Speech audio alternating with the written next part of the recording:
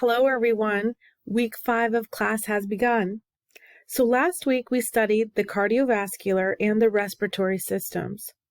We learned a lot of the root words and the word parts in relation to those, and you're probably noticing that we're using some of the same prefixes and suffixes over and over every week.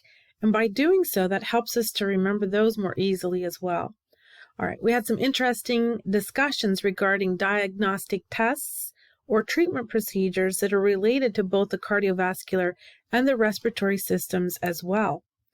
So this week we are covering the lymphatic and immune systems and the endocrine system.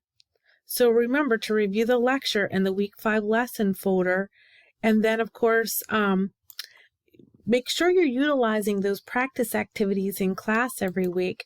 I think that those really help you with the pronunciation assignments as well as the proofreading and, just learning those word parts. So my question to you this week is, are you enjoying utilizing those practice activities, and which ones are your favorites?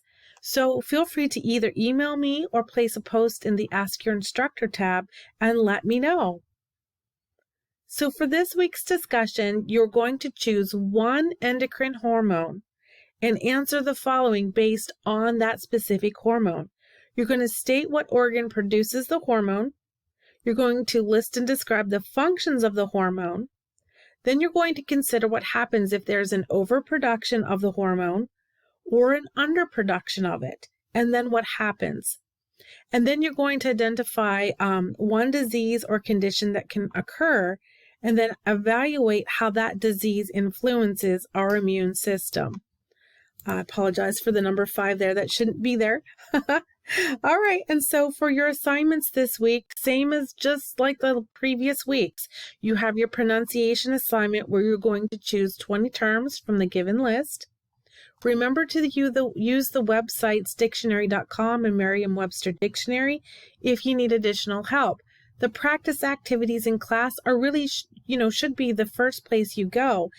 If you've been using those for the pronunciations, you'll find that every term that's listed on that given list to you is listed in the practice activities area. So you can just go in there and listen to the 20 terms that you've chosen and practice them before submitting your recording. And then remember too that you're given one attempt for this assignment. However, like in the past, sometimes you submit the wrong document. If you need me to reset the submission area, just let me know. All right, proofreading assignment, just like previous weeks, you have that scenario. You can place it, copy it, and paste it onto a Word document to help spot those spelling errors. You're going to find 10 medical terms and then define them. Those 10 terms are ones that are misspelled, of course. So you're going to correct the spelling, give the definition using dictionary.com or Merriam-Webster Dictionary. There again, use the proofreading template. And if you're having trouble with it, then use a regular Word document. You're given one attempt. The quiz this week is 20 multiple choice and matching questions. You're given 2 attempts and it's untimed. And then don't forget to submit any remaining discussion board posts.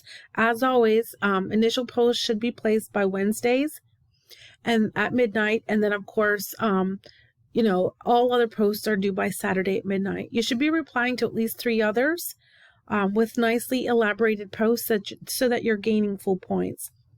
All right, so all assignments then are due by Saturday at midnight, and then refer to the tracking calendar to make sure that you are completing all of the assignments and the readings every week.